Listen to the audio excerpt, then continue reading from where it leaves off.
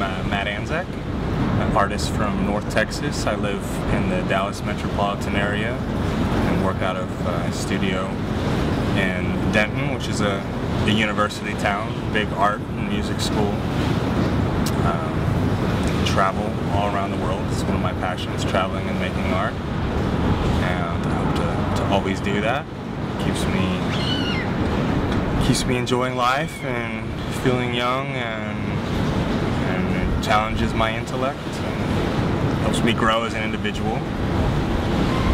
I guess as far as contact details, I have an archive at mattanzak.com, and I'm an art director at Luminarte Gallery in Dallas, and a member of some international artist groups like Ivy Paris and Contraria Arte in Ferrari, Italy.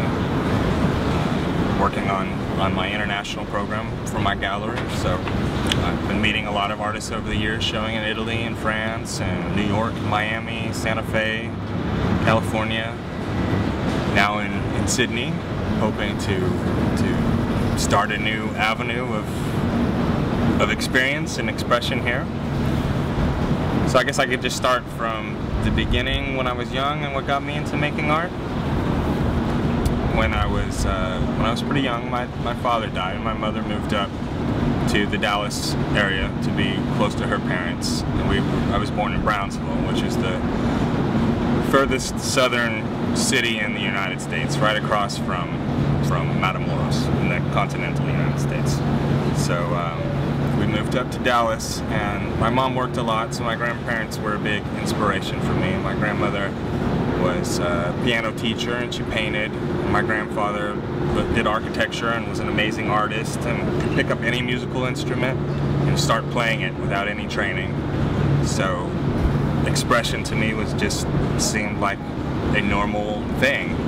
I remember when I was little, I would look at my grandparents' Renaissance art books and copy pictures from Michelangelo paintings, and I just always drew and sketched and was always encouraged to make art. My mom was a Spanish teacher, so I could speak Spanish conversationally, and which helps me with my Italian, which helps me with my French. And I've traveled a bit in Central America, especially Costa Rica. I love Costa Rica, being in the rainforest.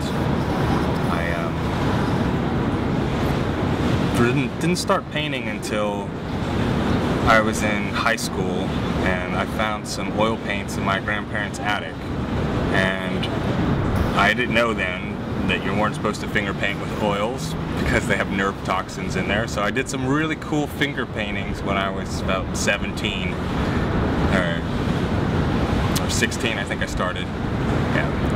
And at age 16, I went to Russia with people-to-people student ambassadors.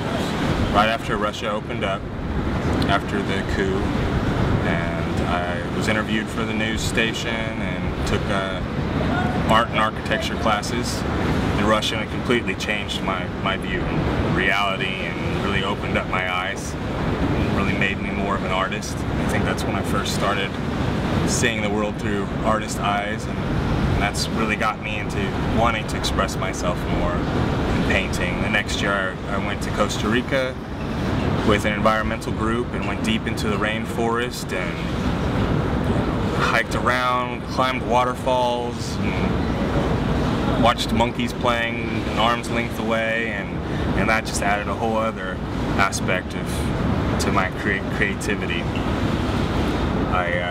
Around that same time, I was listening to the Beatles, and there's a song, Tomorrow Never Knows, which was taken out of the Tibetan Book of the Dead, and it turn off your mind, relax, and float down the stream, and got me into South Asian philosophy. So then I was age 17, I started going to a Tibetan Buddhist center in South Dallas, and I was really sharp. My mind just absorbed so much then, and it was my first time to meditate, and we would discuss the different Buddhist principles, and everyone else was really impressed with how I was picking it up, and it for me at the time, it's something I really needed because I had depression, I had youthful angst, and being able to actually clear my mind for a while was amazing. And so I tried to bring that clarity with my art. And so those were some of the fundamental aspects of what led me into an art career. Travel, just my family being really encouraging with art, this aspect of meditation through expression. So that was all pre-university, and I went to the University of North Texas. I studied fine art and philosophy, and in philosophy my favorite was the South Asian philosophy, and the yoga principles, and Hindu and Buddhism, and some of the older metaphysics, the Prakriti and Purusha and Atman. Just kind of opened up my mind to this whole abstract way of thinking about the universe and creation, and it just led further into the notion that I could look inward through art for truth and for balance and to center myself and to grow. I started traveling again when I was 22. I traveled the first time by myself in Spain for a month, and I just brought a bunch of camping supplies and art supplies, and that was pretty much it. So I was just out in nature and making art and traveling around Spain, and it was pretty incredible, and it just became really a lifestyle that I need, that I love. And every year since, I travel pretty extensively. I always take art supplies. I started finally showing my art in Florence and Paris. I managed to meet some other international artists, and we opened up a gallery in Paris and started the group Ivy Paris, or Ivy Paris, as they would say there. And we had some expositions. We got in the salon circuit, so we were doing a lot of private shows in people's salon shows in people's homes. And eventually we had a show in the Louvre just for a couple days, but it was amazing to have art downstairs from Mona Lisa, even just for 2 days. And it just really is spiraled on from there. Now I'm in Sydney for the first time, and I hope to come back again. So my early art kind of came out of this existential dilemma, like this youthful angst, this feeling that really things aren't as they seem. There's more to life than the everyday triviality that people seem to focus on. I started to feel like my culture focused or paid too much attention to mediocrity, and that it just didn't have any meaning, that everything I was told was just on the surface. So there was a lot of imagery with masks and gnarled trees and people without eyes and mouths. Really kind of German expressionist, really kind of angst things. I started to lighten up a little bit. I was referring a lot to Tibetan Buddhism in my art too, because I found the art of Tibetan Buddhism to be really amazing and colorful, but have this strange edge to it, this kind of this dark, foreboding splendor. I don't know how to describe it. It's just fascinating to me. I got into abstract art and in the form of expressionism, just feeling the need to just let something out, just to throw pain, just make a mess, just let all this emotion out in the form of color and movement. I was doing automatic writing, which a lot of people told me, they look at something and they'd say it reminded them of Mayan writing Mayan art or kanji or Sanskrit, and I realized that I was making world symbols without really realizing it. So I started looking further into symbol, and I realized that there's an entire language of symbol that's ancient and that is universal. And I got into the psychology of Carl Jung, the collective unconsciousness, just the idea that there are multiple realities and dimensions. I also got interested in quantum mechanics. Einstein, I thought, was just an amazing artist, just in that he could imagine something and then he could prove it mathematically. And so this created a whole other layer to this abstract understanding of art and of the reality in which we live.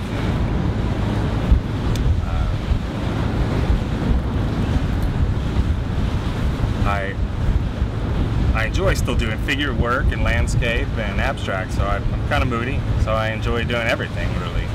And I incorporate symbols into everything. I incorporate world themes into everything, mythology and philosophy and science, and I just love trying new materials and mixing media and mixing different techniques together and just always trying something new. So I never get bored, I never run out of ideas, and usually ideas just start to melt together and create new things, so it's fun. I can't imagine never doing art, and really I think if I were to stop doing art I might just lose my mind. I think it keeps me sane and it makes me a better person, a more centered person. So, as I said before, I really first was introduced to the Renaissance painters, and so that was a great basis. And you know, I show my art a lot in Italy, and it's just amazing. It's just so splendid, the amount of art and the amount of architecture, and just the culture is incredible to me. I love going to Paris. This entire city is art. I know so many artists in Paris and in Italy. I really got into, when I was younger, into the German Expressionists and then into the Impressionists like Monet. I love the Spanish painters, Dali and Miro and Picasso and Velázquez, Goya. It goes on and on. The Spanish are amazing. So many of these things that my travels influence my art, and the other way around too. For the last several years, I've been working out of my studio in Denton, which is this turn-of-the-century farmhouse. It's one of the oldest houses in my town, and I found it when I was 19. I first walked in the doors and thought I could never handle a house like this, so I bought it, and I had spent years remodeling it and renting out rooms to other artists, and it was just it's always been a really expressive place. It has such creative energy. It's profound. I've just learned how to do so many different things just from having that place, and it really has helped me, since I rent out rooms, be able to afford traveling and making art. I built this apartment upstairs where I made all the handmade tile and did faux finishing all over the house. As I say to people, it looks like Amsterdam meets Santa Fe meets Jupiter. It's really unique and beautiful. I'm very proud of it. I have a lot of other architectural ideas, and I'm working on an international project through my gallery in Dallas. They're giving me a platform to do this international project where we're going to do sustainable artist studios in New Mexico and Costa Rica, and hopefully in West Africa, where I have some friends, including Gideon Aliwoye, who's a high priest and Ewe tribal chief. He's going to help us develop the program there. And so it's all sustainable, green in architecture, and where we just bring a lot of people from different disciplines, yogis, painters, musicians, dancers, writers, and we just collaborate and focus our creative energy into something more. I like to focus now in my art on sacred geometry and this narrative of cosmic creation, where there's just this whole language of symbol that the more I look into it, the more I discover this universal, deeper meaning that's timeless, that's came from the ancients through the Renaissance, through science, to our present lives.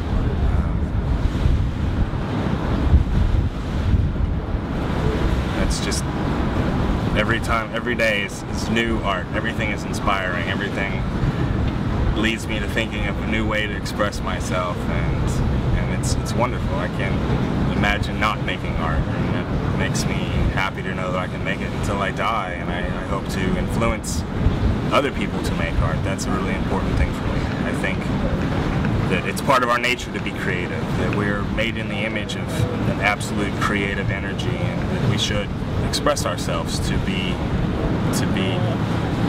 truthful to ourselves. So I hope to inspire other people. I hope to push my expression to new limits, and always redefine myself as an artist, and always grow as an individual through that. That's where I am now, and seeing new parts of the world, seeing new art, and always discovering.